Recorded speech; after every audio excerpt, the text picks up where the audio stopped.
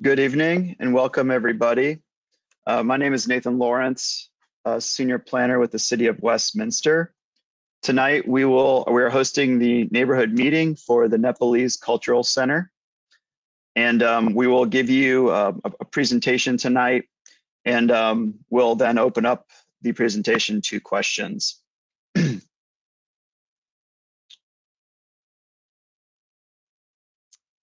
I will go over the agenda here briefly. So next I'll go over the question and comment format. Again, that's the main purpose of our meeting tonight, is to gather your feedback. Then the applicant will provide a presentation to provide you with an overview of the project. And then I will jump back in and give you all an overview of the development review process and the standards of approval that will be used for this project. Then, as I mentioned, we'll open it up to question and answer and public comment. And then we'll end with a slide that'll give you some contact information, and we'll provide you links to the YouTube recording for tonight. So again, I'm Nathan Lawrence, a senior planner. I'll be acting as a project planner for this project, the main point of contact for the city. And the purpose of tonight is to gather your feedback. We're very early in the development review process, and so we can implement changes to produce a better outcome for our community. If you have any questions or comments, please type them into the chat box. There's a little screenshot here on the right side of the slide to kind of show you where you can enter questions.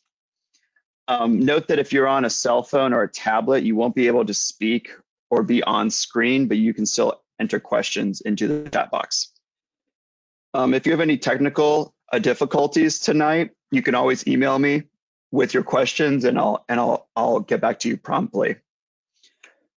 Once the presentation by the applicant and myself is over, we will read your questions that have been entered into the chat aloud.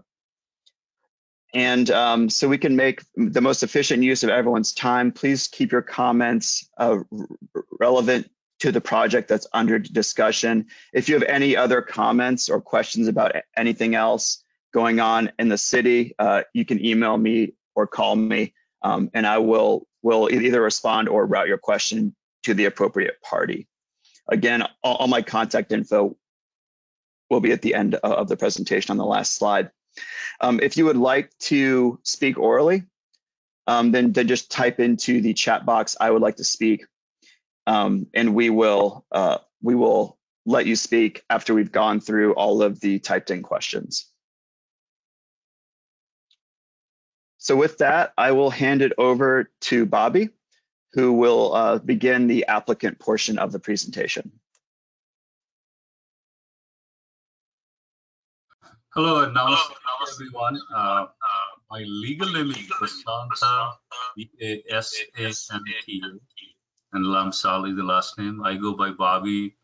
That's another cultural adaptation, so it becomes easier for you folks. Hi. And I want to go over the project briefly so that you would know what we're trying to do, what we're trying to bring, who we are, kind of stuff. Next slide, please, Nathan. Okay, our legal entity is Nepal America Socio-Cultural Exchange Society, and the cultural center is going to be under it, and the center will be called Nepalese Cultural Center. And as you can see, our mission statement: serving the community by promoting congenial relationships and mutual respect among the Nepali-speaking people residing in Colorado, as well as other local communities. So Nepali-speaking people or population, whatever we are here, that's very diverse. I mean, it's huge. You'll be surprised during my presentation ahead. Please, next slide.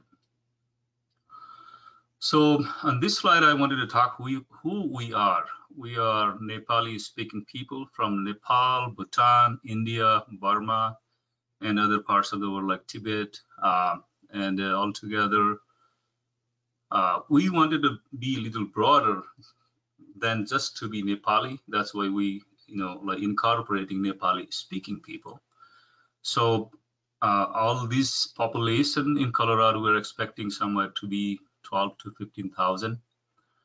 And there, like I mentioned earlier, we have a lot of ethnic diversity. There are Brahmins, Kshatris. You must have heard definitely about Sherpas, who are the world-known climbers. There is another group called Newars. There are Gurungs, Magars, Rai, Limbu, and the list continues. So these are some of the ethnic groups we have within this Nepali speaking community. Next slide, please. Yeah, as I mentioned, it's a diverse, very diverse community, and that this community or Nepali speaking community, whoever we are in Colorado, we have our own language, or I would say not our, but each and every ethnic group has their own language, own culture, own religion, and basically overall our group belongs to or believes in Hinduism mainly and its subcultures like Radhe Radhe or Hare Ram, Hare Krishna. You must have heard about those. Then Buddhism and Christianity. These are the major religious beliefs that this group follow as a whole. Let's please go to the next one. So what are we trying to do? I'm pretty sure this will be a very interesting questions for you. So basically we're trying to have a place to come together, like we're, let's say, from Fort Collins to all the way to Colorado Springs. If we consider this span, then we thought maybe Westminster, this place would be almost to the middle, so that it's easy for everybody. There are a lot of people living in Aurora. We have a very good population in Boulder also.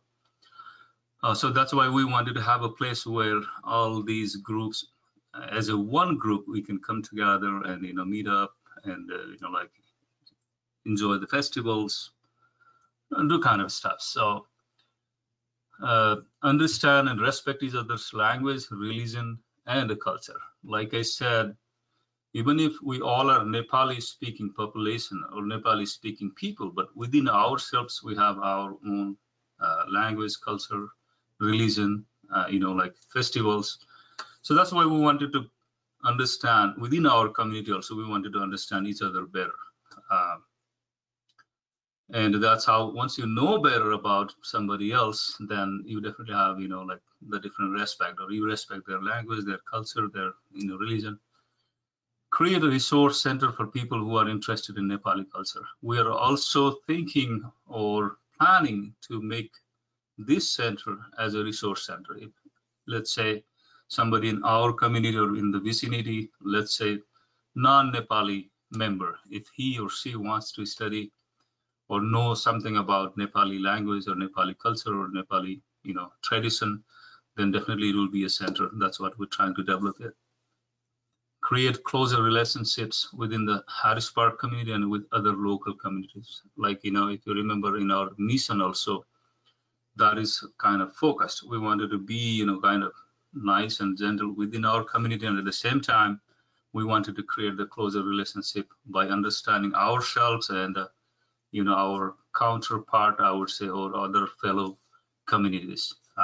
That's what we're trying to do. Nathan, can you please bring the next? Adding the value to the local community, and it's maybe another interesting thing for you all, that what we're going to bring to the community, local community or neighbors. Basically, we'll be reviving the center. As all of us know that it's not in use for at least, I would say now 2 years, because we started taking it over a year ago, and it was back in a year earlier. So we're trying to revive the center and bring something in, at least so that all the activities are started again and it will be vibrant. And we're also making it look and function better, especially with expanded parking lot. There are like 33 parking lots right now, and even most of them they are like dirt, but we're improving them as a nice parking lot and also increasing the parking lot, and making it 80. So we'll expand the parking lots, make it look nice, and improve the access also. So we'll have a better access and enhanced landscaping. I mean, we're planning to add, the bicycle stand, and we're also planning to have more trees towards the border. So basically, we're trying to make it look nicer and function it better. And expanding cultural offerings and community diversity. So basically, we'll first, be knowing each other within our community, and then, bringing some cultural offerings that we have to, or we can offer you folks. And definitely, I told earlier, we're going to bring the very diverse community. And bringing awareness about fellow human beings. I mean, finally, that's the goal. We wanted you to know who is surrounding you and who are people out there. Where originally they came from, what they're trying to practice, what they do, what are their festivals, kind of stuff. So we'll bring that awareness to the neighbors, let's say, or neighboring community. And these are some of the strengths or good things we think we're going to bring to the center, and that will definitely be an interesting thing. That's what we think or we believe. Yeah, my presentation was short, I guess, and if you have any questions, we'll definitely take it. And this is the first part of the presentation.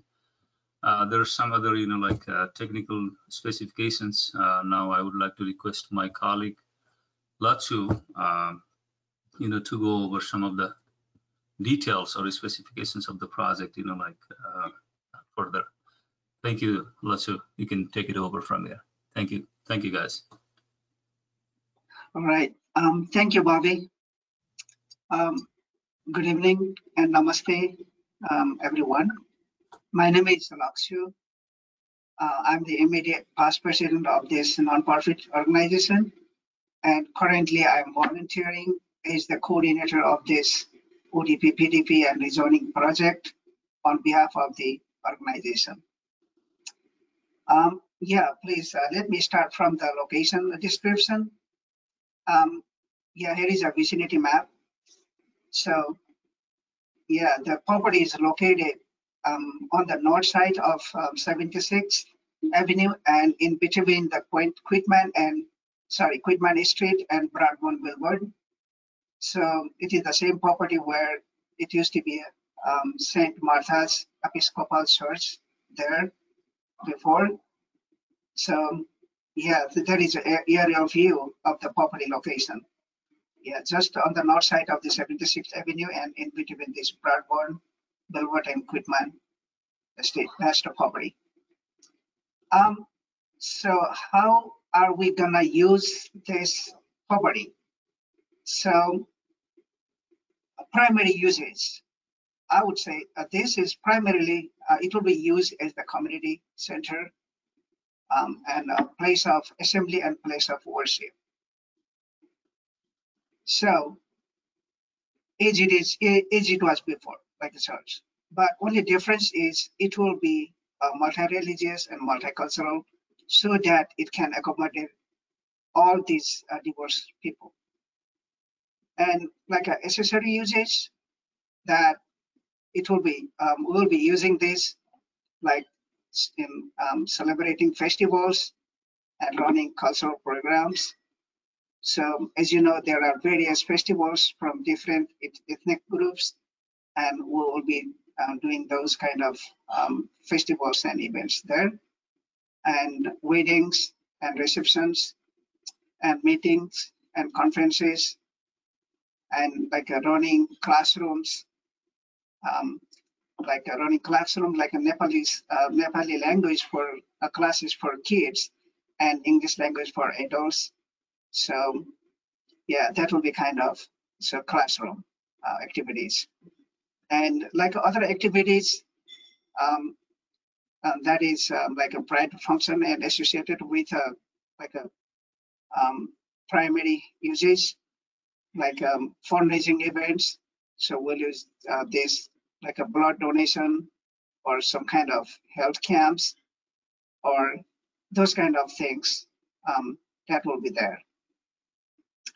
For all of these events, so days and hours of events, I would like to mention that mostly all of these or most of these events and programs will be held in the weekends, mostly. And they will be in the afternoon and evenings. And in the evenings, that will not go later than 10 p.m. So we will finish that up before it. And for the frequency, like a big events, like a big festivals, those kind of celebrations, that maybe about once or twice a month. But in the like a festive months or festive seasons, like September to January, that period maybe a little more. Otherwise, it's like a once or twice a month. That will be the events. And for the small meetings, conferences, and other programs, so that will be about once a week. So yeah, most of the weekdays will remain quiet. Yeah, I would say that. And so, having said so, I want to mention that this space is not just for Nepalese descent people. Yeah, this is open for all the neighbors, all other communities for their events and programs. So yeah, that. So yeah. So as I said that we will have a kind of list of programs that like calendars. So whenever it is open, so anyone can use it. Well, so about the site plan. Here is a draft site plan. So I want to inform that this is not a totally new development. This is an improvement because some of the major changes that will include, the first thing is the parking lot. Because yeah, so as per the code, we need to have at least 80 parking spaces. So we have currently about 25 parking spaces in front of the building. So additional 55 parking lots will go towards the west of the property. So you can see just the draft there. So about 55 parking lots there. Then total will make about 80. So on top of that, so we will have some bike racks, so that we have enough space when people gather, or big number of people gather, and we want to make sure that this kind of traffic doesn't impact the neighborhood and it avoids the street parkings and things. So we want to make sure that we have enough parking space inside the property. So this is good for everyone. So when we talk about this parking lot extension, so one more thing, I want to mention that on the north side of the property, so that is for the design guidelines. So an 8-inch masonry wall is required adjacent to the residential property. So we have our neighbors on the north side, and so that is required, like a 8 feet wall, masonry wall. And in this regard, we reached out to our neighbors, then requested for their feedback. And yeah, they were so positive, and they said that, oh, okay, but that 8 feet wall, that's the masonry one, that's going to be too tall, I mean, too high. And for the safety reasons, so that might not be good for the just along the driveways or their house. So they suggested that it can be up to 5 feet, maximum 5 feet wall is okay. So after our neighbors' feedback and with the help of city staff, we have requested for the exception and to bring this wall up to 5 feet.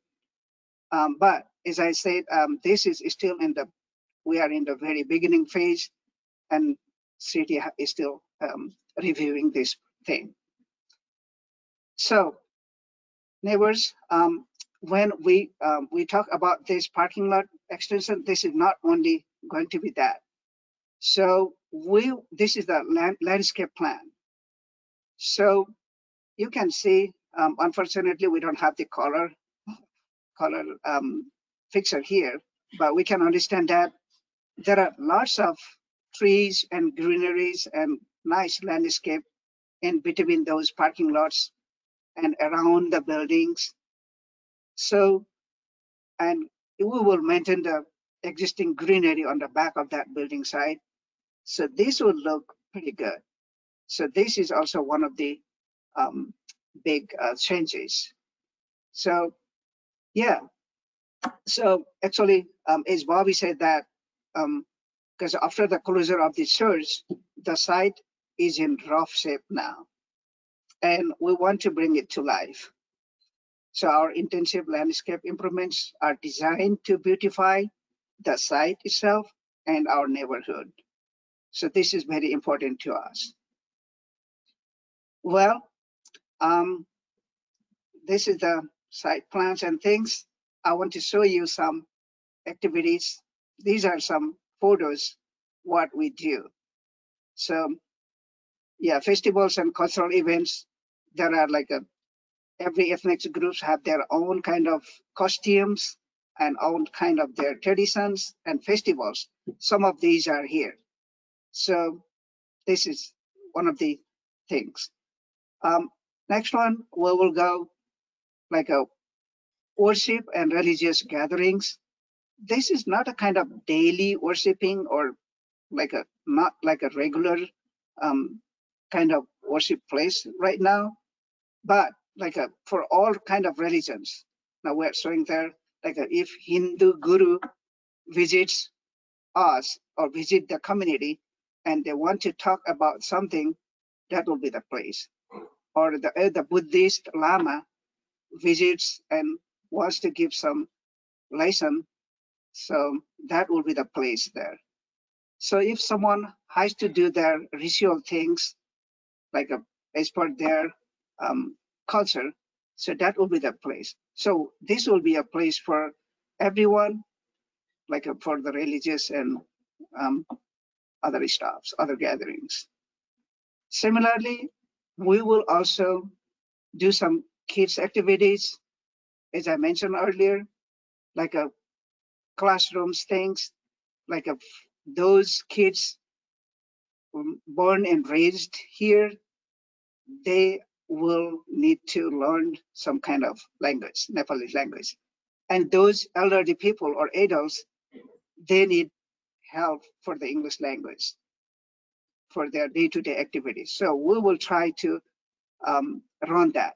So yeah, that's a very good thing. And there are some kids activities you can see in the photos and kids programs to entertain them. And receptions, obviously, like wedding receptions and other small parties, gatherings, that we will be using that. These are some pictures. And like other activities, like a meeting, conferences, like some pictures from blood donors, blood donation, and like a fundraising events or any kind of activities, small activities in the community. So these are kind of activities.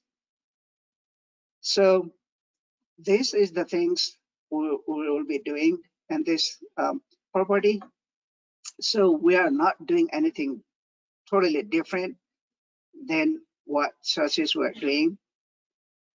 So yeah, so this is how we want to add value to the community, and so we want to bring a lot of good stuff to the community and make our neighborhood more beautiful.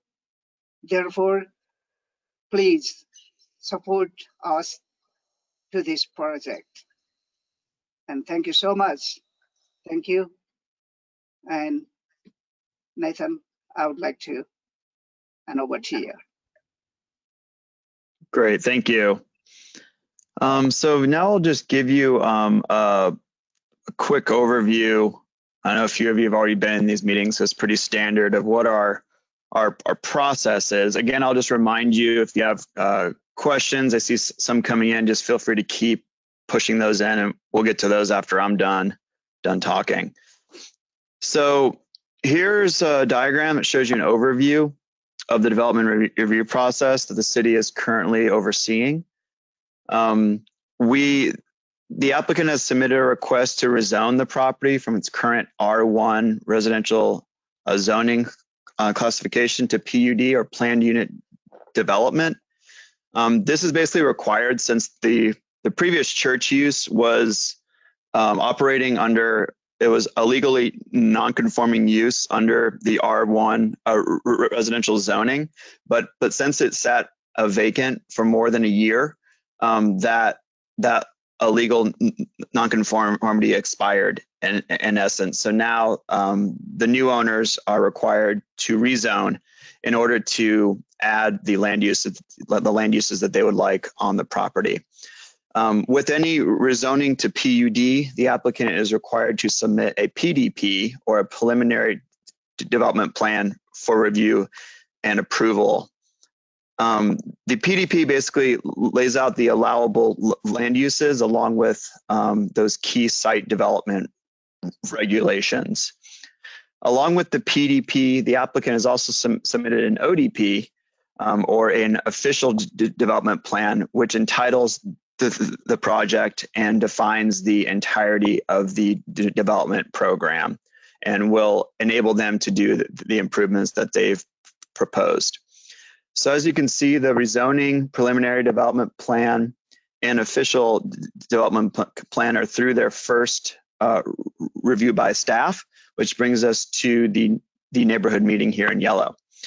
After we collect your feedback tonight, we will incorporate that into the plan sets and continue with staff review until our requirements are met.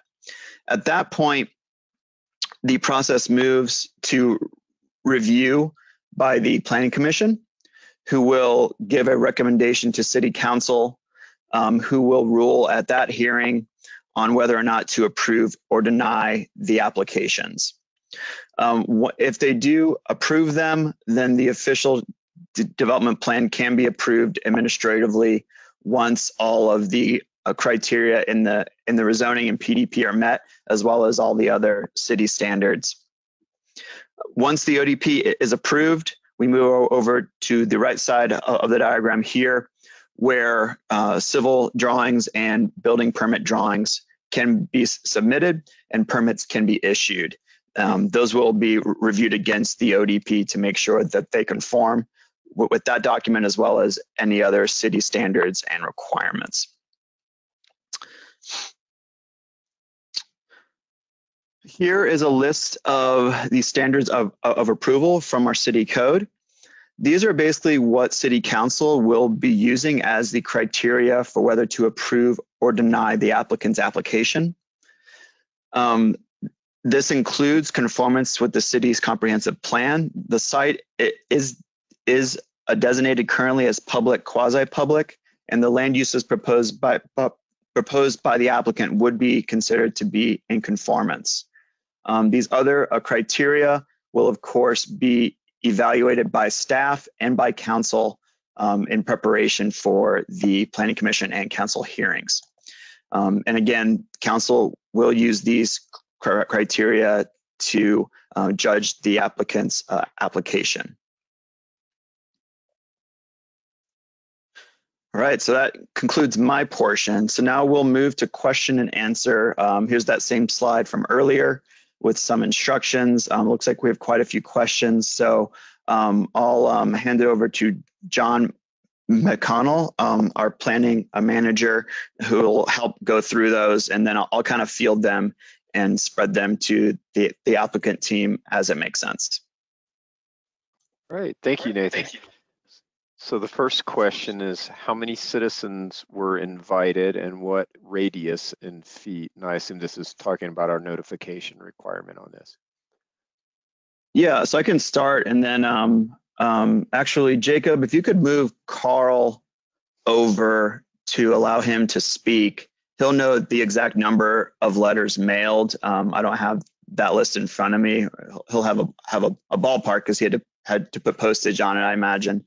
But we mailed out to a 500-foot radius from the outside of the property, which is in conformance with our current city code.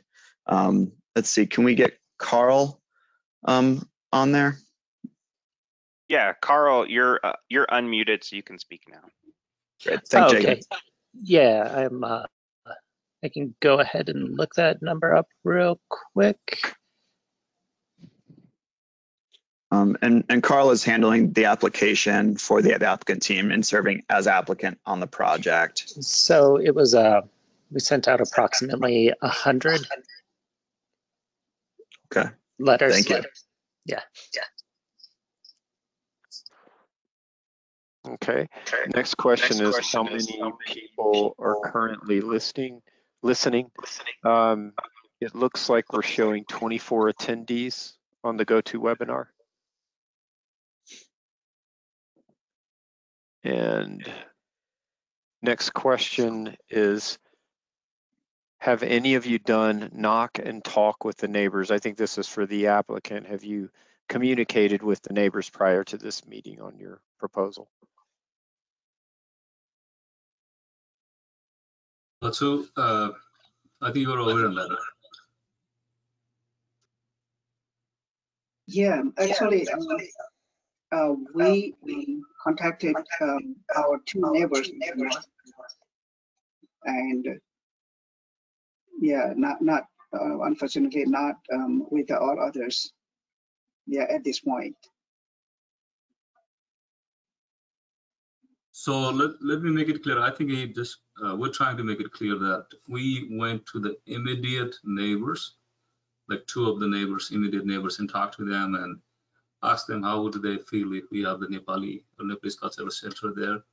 But we did not go to like everybody, only two immediate neighboring neighbors. Thank you. All right. Thank you. The next question is regarding parking.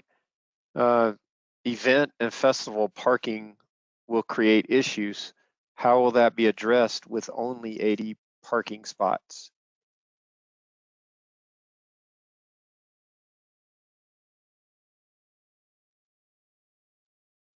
Is it all right if I go ahead on this one? Yes, sir. Yes. Basically, thank you, whoever raised that question. We are also very serious about that. And if you see the capacity of the building, it's a men's sanctuary building, has only 240. We are talking about the big numbers. I mean, it sounds like we're talking, but it can only accommodate, let's say, maximum 250 to 300 people. That's how the parking lots were calculated, 3:1, because not every single, and that's another difference about our culture. If you don't mind, just let me explain. If I have to go to some event, then I don't go by myself, or my daughter does not go by myself, my wife does not go by myself. We all go together most of the time. That's our kind of going together culture. So even if you count that 240 times, if there are a little more, let's say 50, we have other rooms also. So even if you count 300, we have bicycle stands there. That's why we kind of wanted to create the bicycle spots or stand, whatever it is called, so that nearby people either can walk or go on bicycles. And even if we have those 80, I think that is, we're assuming that will be enough for any event, because the main sanctuary hall of the building cannot accommodate more than 240 people officially. I hope this answers the question. All right, thank you. The next question is, will there be any overnight or short-term housing involved? Do you want to take it to me, Bobby? Okay. Please. No, sir. There will not be any overnight programs and no overnight housing. And I also want to add one more thing. So in our current numbers, so there will not be any more than 250 or 300 people in one event. So that will fit the parking lot. That's it. Thank you. Okay. The next question, I believe, refers to some text on one of the site plans. So Nathan, if you can be prepared to switch slides for us. It's asking for an explanation of the reference to a quitclaim area on one of the site plans I do recall seeing.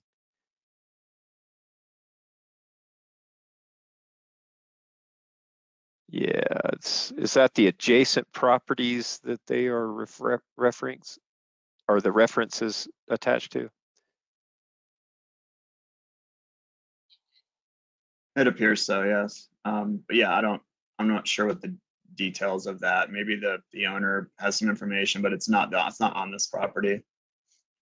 Okay, so the quitclaim deeds are associated with the adjacent property under separate ownership. Okay, another question about attendees. Looks like there's 7 staff total and just the 24 attendees. Nathan, do you know how many presenters there are with the applicant team total? Is it just? Yeah, it's us. It's Lekshu and Bobby, and we have Carl as well. And Jason DeYoung, I believe, is also involved. He's the engineer on the project. So they're all here, as well as staff members to answer questions. Okay, and Nathan, this may be a question for you. Is housing allowed on this PDP? Is that one of the listed uses? No, it's not. It's a good question. It's pretty much the draft. I'm sorry, wrong direction. The draft list of uses is here. Here's the primary uses: community center, place of assembly, and place of worship. And then accessory are the things that the applicant went through during the presentation: festivals, weddings, receptions, and other things that are sort of commonly associated with a community center. So housing would not be allowed. Okay, thank you. What is the maximum occupancy of the building? I don't know if Carl, you want to speak to that. We also have Dave Horace here from city staff, but I don't know, Carl, do you know if the occupancy of the building was? I believe it was around 240. Yeah, that sounds right. All right. Next question is, will liquor be served on the property, I guess in conjunction with any of the events? Alcoholic beverages?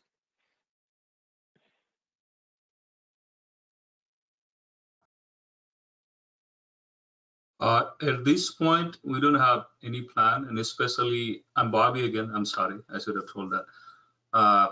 But like, as you can see, there will be wedding receptions also, time and again. I mean, weddings don't happen frequently, once in a life or twice in a life. But we'll so far we don't have any plan, telling you very honestly, but if there are special occasions, if we are allowed, maybe we'll just do like for the chairs or something, but we're not quite sure on that, and we don't have any plan right now to serve alcohol in that. Even we're thinking maybe not to use for the food at this point, but we'll see how it goes. Okay, and next question is, how will environmental issues be handled during the remodel? This may be a reference to maybe potential asbestos or other items associated with older buildings.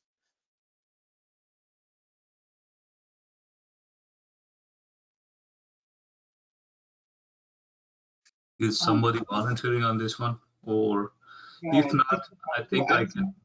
I think Carl will be the good person to answer this. If not, I can try. I know a little bit. Carl, can you hear us? Okay, yeah, I'm on. So we don't have any major plans to renovate the building, so we don't see that as being a major issue. But if anything like that comes up, we will take the necessary steps to clean up the site, and also we also plan on adding what's called a storm scepter on site, which will clean pollutants from the parking lot. But yeah, as far as the building, there's not a lot planned for it.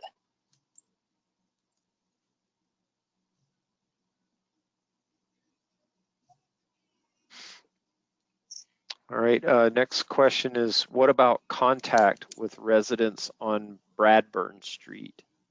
I think this is a similar question to the earlier question about neighborhood contacts.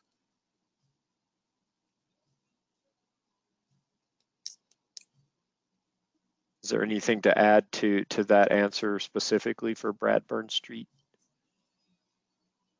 Or I guess Bradburn Boulevard is this that bounds it on the east side.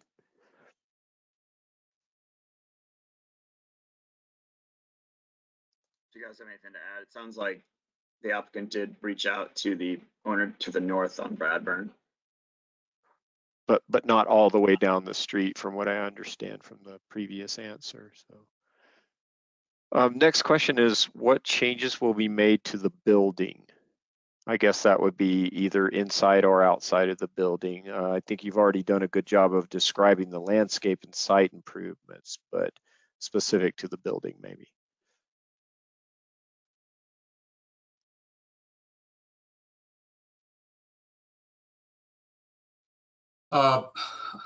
Bobby, again, I can volunteer on this too. You know, this is a like non-profit organization, and we are raising $1 and up from more than 621 members of Nepali speaking community. So basically, the reason I brought this here is it depends like how much we can afford. We are raising $1 or $2 or $5, $10, you know, to buy this property, and we raised some money obviously, and were able to close. So that's why we have tons of things in mind, but you know, everything is guided by basically, you know, monetary convenience, like how much fund we can create, or how much, if there we can, there is a possibility that we can get some fund from the state or from even city. We'll come even to city and then ask for, hey, we're trying to do this landscape or something, would you please help us? So it will basically depend on like how much finance or how much fund we can collect. We have a lot of future plans, distant future plans, I would say, but at this point, we're not going to do much, but we will only focus on whatever we are required to do and whatever makes the center look nice. If you talk about inside, we're not going to do much, maybe change the carpet or repaint it, the fresh paint, you know, that kind of stuff only, so that, you know, maybe, you know, if the HVAC is not working, you know, if the other stuff is not working, fixing the plumbing kind of stuff. Those are only kind of whatever is needed. It will be on a need-based, you know, need-based, whatever, need-based. It will be need-based basically. So that's what the plan is right now, and yeah, we'll definitely try to make it better, and we'll try to involve our community. You must have already seen, if you're close neighbors, like we did 2, 3, 4 times cleaning already, you know, outside and inside cleaning. But it was not a professional thing. It was just, you know, us. We went with brooms and these cleaning stuff, cleaning supplies, you know, cleaned outside, take out the weeds and all. So we're definitely trying to make it look better. But at this point, we don't have any big plans, but we have plans for future. Right now, we're going to do only whatever is needed or whatever is required of the situation or by the situation. Thank you. Great, thank you. So the next question is, will the existing building be preserved and revamped, or it will be replaced? I can answer that. Yes, it will be adaptively reused as is. As the applicants have stated, they will likely make some minor improvements to the interior to accommodate their uses. But the existing building will remain. Only those added site improvements that you see on the site plan will be added. Next question is, will the city require special events permits? I don't anticipate this to be the case. Temporary use permits are required in conjunction with events that don't typically take place inside a permanent structure, or they're not really required for uses that are approved on a site like this. So if the city council ultimately approves the rezoning and the preliminary development plan, the owner would have the rights to any of the permitted, allowed, and accessory uses there. And so I don't anticipate there would be any sort of need for a temporary use permit under these circumstances. Next question is, will it be brought up to current city code? Would the applicant's representative might want to answer that one? I think that depends on what improvements are done to the building on the interior and exterior. Yeah, we've been following city code for this project, and Nathan and the city officials have been reviewing the project. So it will be brought up to city code. Okay, and next question asks what types of uses can happen with this zoning change, different from what the stated activities would be. What else could occur under this zoning type? So in our PUD system of zoning, only those uses that are listed on an approved preliminary development plan, and Nathan is showing that slide now, those are the only uses that can happen on this property. Of course, if you look at any of these uses or accessory uses, I'll just point out the term reception. That could be various types of receptions. So these are all generally what would be allowed here. So what would not be allowed here is something like a residential use or commercial use, just that don't fall within any of these categories. Okay, the next question is, will it be ADA accessible? I can speak a little bit to the site improvements. We have, as part of our review, I'll speak for the engineering team. They look at ADA access, especially for the new improvements, and of course are looking to make sure that there's ADA access to the existing building. I believe actually we can see, sorry. So here's the ADA route in from the street into the ADA spots, parking spaces here with the dotted line.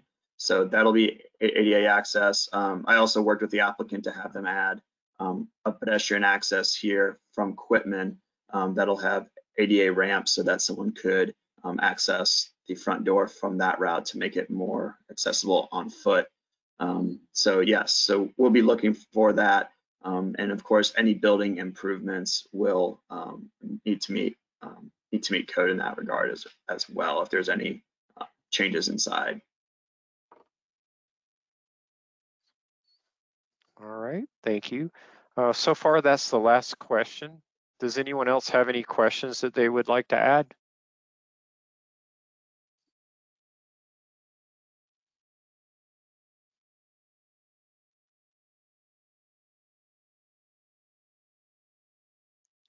Okay, with John? the app, sorry?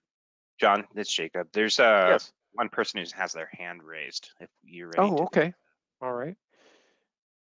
And we did get one more written question to Jacob. Do you want to go ahead and do the live question? Sure, yeah. So Jim, I'm gonna say your last name wrong, so I apologize.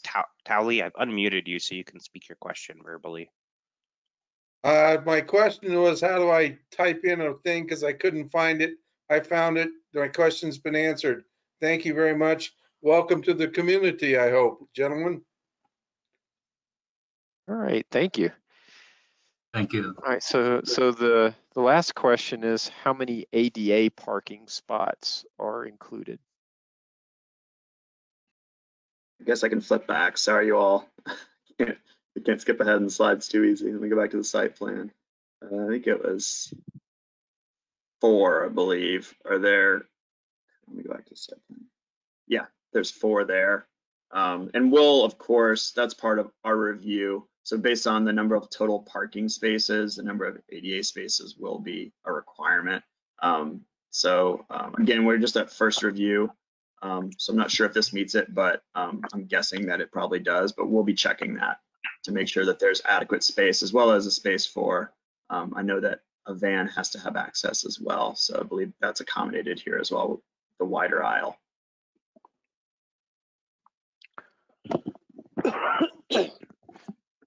Okay, next question is, will we get a traffic signal, I guess?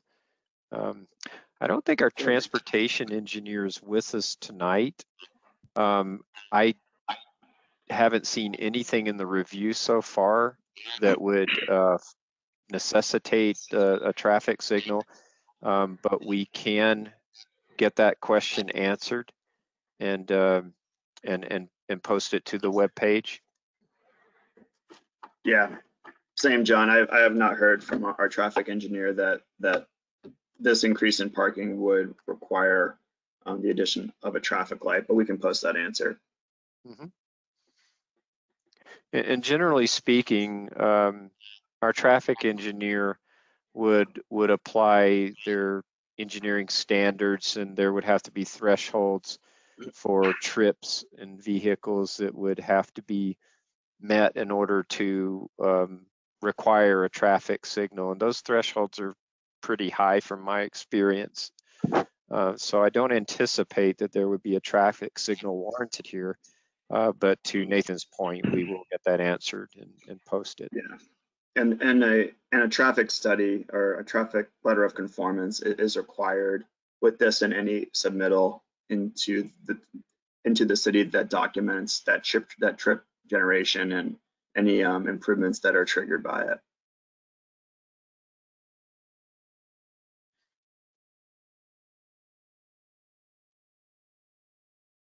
Okay, another question is, will the speed limit change? Yeah, and that's again, that's something that would be addressed in review.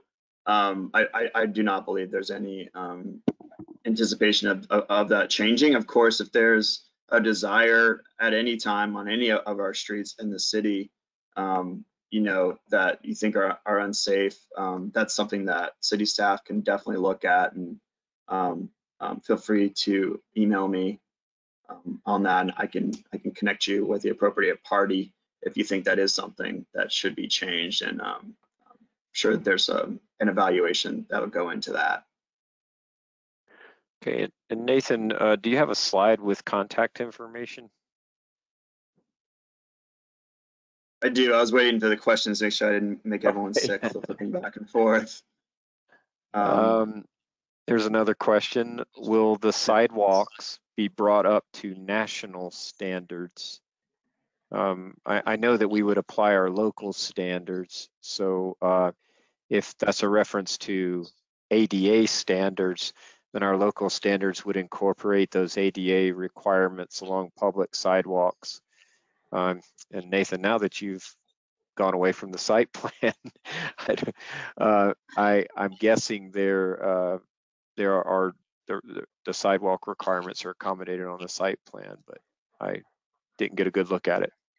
Yeah, it's something we'll have to look at. It's a question that I have as well. Again, we're early in the process. There are existing sidewalks. There's, but they're pretty narrow. They're sort of the typical side street ones. It's basically an extended curb. Given that this is an existing building that's just being that parking is just being added to, I'm not sure if that triggers the need to upgrade the sidewalk on Quitman. I believe the other ones are, there's definitely a sidewalk on Bradburn that was done with city streetscape improvements. You can see that kind of being patched here. Now this is actually easier to see on this slide. There's some existing ADA ramps. So it's something that we'll review per our standards and see if those need to be improved. Of course, off-site, they'll remain in their current status. So that's something that we'll look at, and I will note to see if it's required.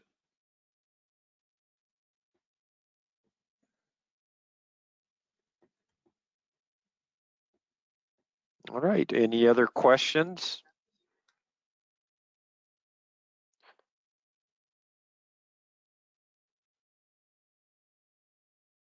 Would the applicant like to make any closing comments?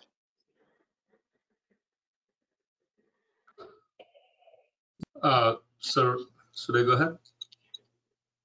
Okay, again, Bobby, I think I forgot to mention earlier, I'm the vice president of this committee, which will go for a couple of years. And I would like to thank everybody who participated this evening, especially our wonderful neighbors who had questions. We tried our level best, and we would like to assure you all that for sure we'll be one of the nicest neighbors for you, and we'll definitely bring something that you have not come across earlier or before, a new kind of cultural experience, some enthusiasm, some kind of excitement to the community. And again, it all depends on how we do this. Since it's a non-profit organization, we'll definitely have to come up with some funds. And we would even like to request you donate whatever you can to make it better. And thank you so much, you all. Thank you. And as a Nepalese community, we would like to thank you all on behalf of Nepal America Cultural Society Exchange Center. We call it Nepali Ghar, that means Nepali house. Again, thank you. And we'll see you again in next round's meeting or some other meetings, if not on the site. Thank you. Looks like we had one final question come in. That's a good one. How many exceptions are being asked for? We are pretty early in the process, so I've been working to identify those. Again, our standards that we're applying to this are based on our commercial design standards. And, as you can imagine, those are really meant for new development. And so with this existing project, I believe thus far we've identified 3. The first one, our applicant pointed out in their presentation, the requirement for an 8-foot masonry wall when a commercial, or in this case, a quasi-public use is adjacent to a residential property. As was described, they spoke with the neighbor and they didn't want it to be that tall. And so we're going to, I believe we'll be asking for a reduction to 5 feet in accordance with what the neighbor wants. The other ones, I believe, are building setbacks, which again, this building is existing, so we can't have as large of a setback as would be required, and frankly, probably wouldn't fit into this older neighborhood that does have buildings closer in. But again, that's an existing building. And I believe the other one that we've identified thus far is deals with the parking lot setback. I believe it's 25 feet. We clearly can't get that on this site and be able to accommodate the city's parking standards, which we'll which will require 80 spaces, which are just being met. I will say that we have worked with the applicant to try to maximize what we can get and to push that landscaping out towards the property line. So we'll get, I think, a nice landscape buffer in there while still, trying to address parking needs on site. So again, just kind of based on existing conditions. So those are the ones identified thus far. Again, we're early in our review, but those final exceptions will be on the final plans that will go to Planning Commission and then to City Council. So we can always follow up again at that time. And I believe that's the end of the question. So I've put up the contact information here on the screen. So if you all need to contact me, feel free anytime. Have the applicant Carl's info as well if you have any technical questions about the project itself. You can also check the project status, and there's additional information that we've put up on the website. It's a long URL, but if you go to the community development and then to the planning page, you'll see a link to project status pages. There's actually a lot of information there about all of the larger projects going on in the city. So yeah, if that's all tonight, I appreciate everybody for showing up and having an engaging conversation. I appreciate the applicant and owners coming here tonight to provide all of this background information. I think it's very helpful to have a thorough look at what's coming in, into our community, and I think done a good job explaining sort of what's going to be happening on the site as it changes, from a vacant building to a new active use. So, so yeah, I thank you all very much, and thank you, John, for helping, and Jacob for stepping in and working our GoToMeeting platform. Appreciate you all as well, and other city staff who are in attendance. And with that, I will close out our meeting tonight, and hope you all have a pleasant evening. Thank you. Thank you so much. Thank you. Thank you all.